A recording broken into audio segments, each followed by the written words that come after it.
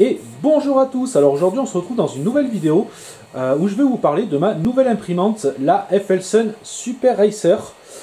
Donc ça faisait un petit moment que j'étais tenté un petit peu par cette imprimante, j'ai entendu beaucoup d'avis très positifs dessus et je voulais me faire mon idée. Donc j'ai fini par craquer. Elle vient remplacer en fait tout simplement mon ancienne FLSun, la Q5.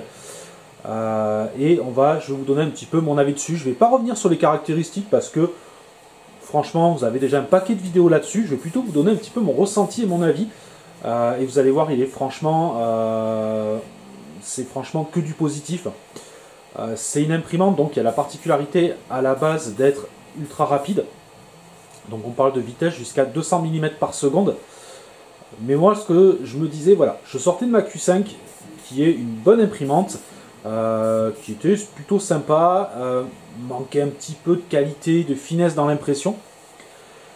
Et la Super Racer, c'est aussi la grande question que j'avais. Je me suis dit, avoir de la vitesse c'est bien, mais est-ce que la qualité elle suit? Et pour être franc, j'ai été bluffé. Parce que non seulement on a la vitesse, mais on a aussi la qualité. Alors je vais vous zoomer un petit peu sur l'impression. Hop. Voilà, comme ça. Vous la voyez tourner en même temps. Voilà, donc là je suis juste en train de me faire un petit fichier test. Hein. Hop, voilà. Toujours pas de montage, hein, je vous fais toujours ça en direct, je bouge la caméra en direct. Ça changera pas. Voilà, franchement, vous avez la vitesse et la qualité. Là, la pièce qui est en train d'imprimer, elle est en 60 mm par seconde. Là, je suis resté en standard, il n'y a que le remplissage qui est à 100, je crois. Là j'ai cherché plus la qualité que la vitesse, mais franchement moi je suis monté jusqu'à, donc dans le profil Cura, j'ai pris la dernière version de Cura, je l'ai monté à 150 pour voir. Donc 150 c'est principalement le remplissage, les contours se faisaient je crois en, je vais pas dire de bêtises, intérieur en 120 mm par seconde et extérieur je crois 80 mm par seconde, quelque chose comme ça. Mais franchement c'est excellent. C'est excellent, moi je vois sur des pièces que j'ai l'habitude de faire en série, j'ai gagné un peu plus de 2 heures par rapport à la Q5. Par contre niveau qualité c'est incomparable, on est beaucoup mieux sur la Super Racer. Donc franchement, ben non, elle est excellente. Elle est excellente. Alors c'est sûr, on n'est pas dans le même budget que les Ender ou les imprimantes que j'ai eues jusqu'à présent, qui tournent entre, on va dire, entre 120 et 200 euros. Encore qu'elles ont un peu augmenté ces derniers temps. Là on est, voilà, pour un budget, je crois que sur Banggood, vous pouvez vous en sortir pour à peu près 410 euros. Mais franchement, elle est vaut. Elle est vaut, c'est sûr, c'est un budget au-dessus. Mais déjà, vous prenez rien que la structure est vraiment balèze. Vous avez quand même des rails linéaires, des bras carbone. C'est une double ventilation pour refroidir le PLA. Enfin, franchement, l'écran tactile aussi, comme vous savez, moi je suis pas un grand fan des écrans tactiles, avec la Q5 déjà ça allait un peu mieux. Là on est encore un niveau au-dessus, l'écran tactile est vraiment excellent. Hop, je vais vous mettre dessus.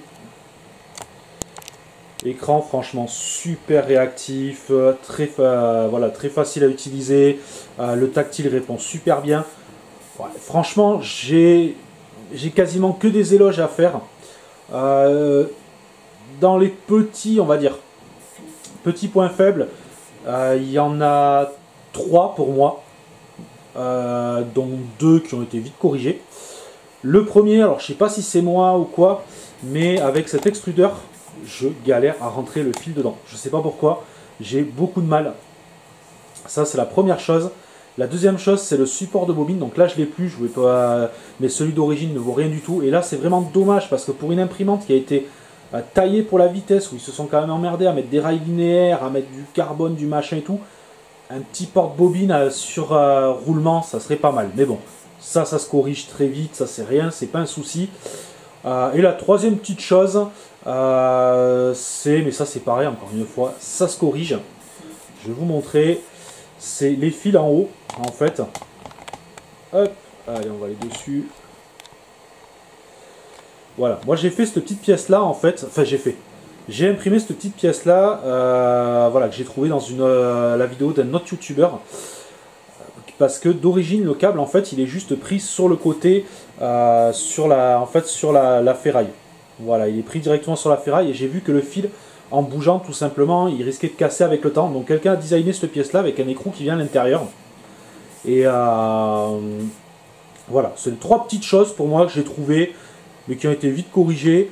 Je me suis changé, vous avez dû le voir sur le premier plan, les petites buses là de refroidissement.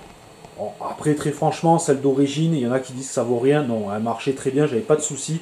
J'ai quand même mis celle-là. C'est vrai qu'il y a un flux d'air qui est un peu plus concentré, qui est un peu mieux, mais bon, c'est voilà, ça reste quand même plutôt correct, même d'origine.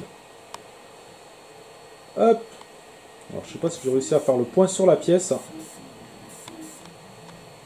Alors, elle est tellement grande en plus que j'ai dû mettre ma caméra assez loin. Hop. Ouais, je crois que c'est le max. Au-delà, il ne veut pas faire le focus. Mais bon, vous pouvez voir, franchement, la pièce est toute petite. Hein.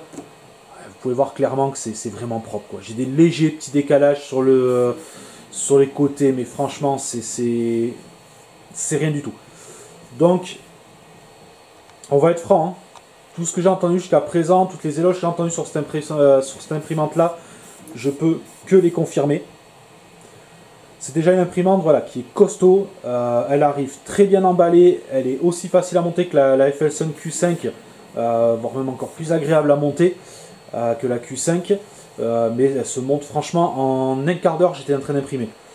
Le calibrage du plateau, pareil que la Q5, c'est un petit capteur, c'est automatique, c'est d'une simplicité. Pour l'instant, je l'ai fait la première fois, j'ai pu à le bouger, j'ai fait une dizaine d'impressions, ça bouge pas. Le bed c'est le même que la Q5, enfin on va dire la matière, c'est du verre avec genre Ultra Base. Ça tient très bien, là tant qu'il est neuf ça tient même un peu trop bien, parce que même froid j'ai du mal à décoller les pièces, mais je sais que sur la Q5 ça m'avait fait ça, et mais ça c'est rien du tout. Le gros avantage par contre c'est qu'on peut changer la plaque en verre, elle est juste prise sur les côtés. La Q5 je crois que voilà, tout était pris dessus. Là, il me semble que, enfin c'est même pas il me semble, il y a une plaque en alu en dessous. Donc on peut changer que le verre si on veut. On n'est pas obligé de changer le complet comme sur la Q5. Donc ça c'est très bien parce que moi je vois la Q5 avec le temps elle commence à avoir un petit peu plus de mal à coller. C'est pas catastrophique mais c'est un petit peu plus de mal. Par contre à froid elle décolle très bien. Donc celle-là je pense que ça va aller mieux avec le temps. Mais sinon, que dire, ça va vite, ça imprime bien, c'est agréable à utiliser. Moi, ça fait 2 jours, ouais, 2-3 jours que je l'ai. Je vous ferai bien sûr, comme d'habitude, un compte rendu avec un peu plus d'utilisation. Donc d'ici, on va dire, 2-3 semaines, voire on verra sur le moment. Vous pouvez voir aussi le nombre d'heures que j'ai mis via le compteur ou autre. Mais franchement, depuis que je l'ai, genre j'ai déjà mis, en 2 jours et quelques, je l'ai déjà mis un peu plus de 20 heures. Hein. Elle a tourné presque non-stop. Mais franchement j'ai eu 0 souci. Je l'ai montée, elle a fonctionné nickel direct. Les petites modifications que j'ai faites, donc comme je vous ai dit, le petit cône en haut et les deux buses donc, que vous voyez là, ça vous pouvez laisser d'origine, bon, même si je vous conseille en haut pour le câble. Là, support de bobine, il n'est pas top, mais il va fonctionner quand même. Donc sortie de boîte déjà, vous pouvez quand même vous en servir sans aucun problème. Moi, il faut savoir que voilà, après j'ai fait aucun réglage. Le profil Cura que j'utilise, c'est tout simplement le profil qui est fourni avec la dernière version. Je ne me suis pas emmerdé et ça fonctionne parfaitement bien. Donc que dire à part excellente imprimante. Au jour d'aujourd'hui, c'est clair et net. Il me reste donc mes 2 Ender 3 V1 et la V2 et celle-ci. Ben oui, là celle-ci c'est clairement la meilleure des 3. J'arrive à la même qualité d'impression que la Ender 3 V2. Voire même sur quelques points, même meilleur sur certains points, et le tout en étant plus rapide. Comme je vous dis, là, cette pièce-là, je l'ai faite à 60 mm par seconde, c'est pour ça que c'est assez lent. Mais franchement, je sais que jusqu'à 100 mm par seconde sur le profil général Cura, je m'inquiète pas. Hier, je me suis amusé à faire une pièce, la monter jusqu'à 150 avec remplissage à 200. La qualité commençait bien sûr à bouger un peu, mais franchement, ça restait quand même propre. Après, ça dépendra tout simplement aussi de la complexité de vos pièces. Donc voilà, excellente imprimante cette Super Racer, j'en suis super content, je peux que vous la conseiller. C'est sûr, c'est un budget, mais après, franchement, ça les vaut. Ça les vaut. Pensez juste dessus, par contre, c'est à l'entretien, c'est des rails linéaires qui demandent un peu plus d'entretien que que le système, comme les Ender, tout ça. Mais il faut savoir que tout est fourni, ils vous fournissent de la graisse déjà. C'est pas d'ailleurs niveau accessoires, franchement j'ai été assez surpris. C'est fourni avec pas mal de choses. Vous avez une cartouche de choc de rechange, vous avez une thermistance de rechange. Ils auraient d'habitude dans les imprimantes, on vous met une buse de rechange. Ils ont carrément mis un bloc complet quasiment avec buse, hit block et la vis où vient le PTFE, j'ai plus son nom.